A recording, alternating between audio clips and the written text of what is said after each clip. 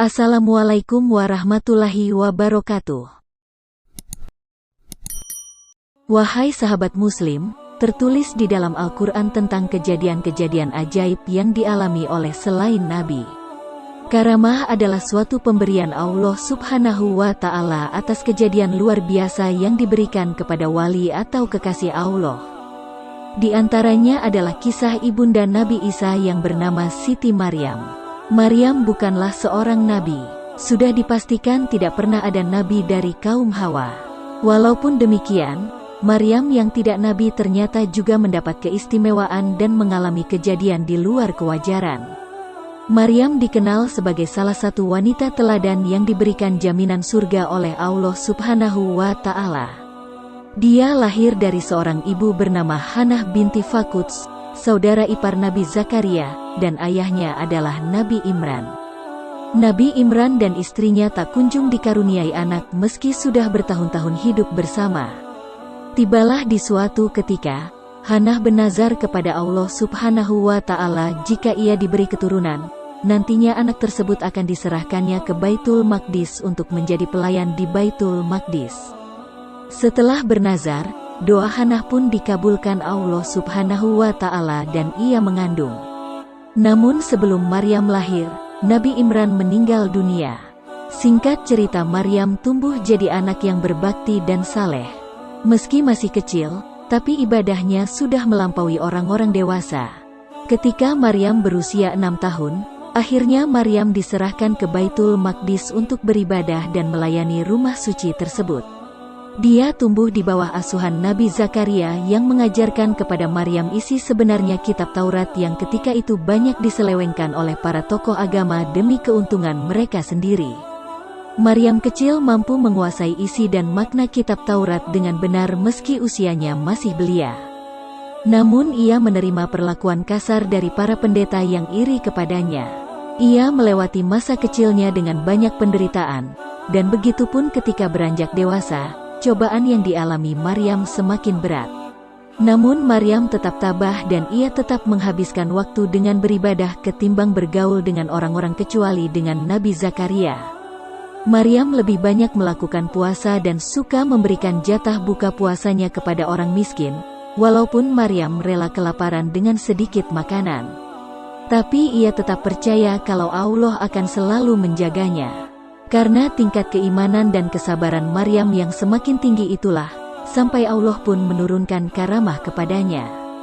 Maryam mendapatkan kiriman makanan dari surga melalui malaikat Jibril yang dikirimkan langsung ke kamar tempat di mana Maryam biasa melaksanakan ibadah, mihrab, sampai-sampai Nabi Zakaria saat memasuki ruangan tersebut merasa heran, bagaimana bisa buah-buahan yang biasanya berbuah di satu musim baik kemarau atau musim hujan saja hadir dalam satu waktu, dan yang mengherankan tidak ada seorang pun yang memasuki tempat ibadah Maryam. Zakaria berkata, "Hai Maryam, dari mana kamu memperoleh makanan-makanan ini?" Maryam menjawab, "Makanan itu diberikan langsung oleh Allah. Allah memberikan rezeki kepada siapa saja yang dikehendakinya tanpa perhitungan." Kejadian ini dijelaskan dalam Al-Quran Surah Ali Imran ayat 37 yang artinya, setiap Zakaria masuk untuk menemui Maryam di mihrab, ia dapati makanan di sisinya. Zakaria berkata, "Hai Maryam, dari mana kamu memperoleh makanan ini?" Maryam menjawab, "Makanan itu dari sisi Allah. Sesungguhnya Allah memberi rezeki kepada siapa yang dikehendakinya tanpa hisab." Mendengar jawaban tersebut, Nabi Zakaria sadar kalau buah-buahan itu Allah berikan langsung kepada Maryam. Dari kejadian tersebut Nabi Zakaria juga belajar satu hal penting, bahwa Allah itu memberikan segala sesuatu kepada siapa saja yang dihendakinya tanpa perhitungan. Ketika itu pula, Zakaria yang di usia tuanya masih belum dikaruniai anak langsung meminta kepada Allah untuk diberikan keturunan. Dia sadar bahwa sesuatu yang diinginkannya harus diminta kepada Allah. Tak lama kemudian istri Zakaria mengandung meski usianya sudah sangat tua. Kemudian lahirlah Yahya yang kelak akan menjadi nabi penerus Zakaria. Dari kisah ini dapat kita ambil hikmahnya, Allah memberikan apapun kepada siapa saja yang dikehendakinya. Allah itu memberikan rezeki kepada manusia tanpa perhitungan. Memetik hikmah dari kisah tersebut, kita jadi tahu kalau Allah Subhanahu wa Ta'ala itu bisa memberikan apapun kepada siapa saja yang dikehendakinya. Allah akan memberikan rezeki kepada manusia tanpa perhitungan. Panjatkanlah doa kepada Allah Subhanahu wa Ta'ala atas segala sesuatu yang kita inginkan.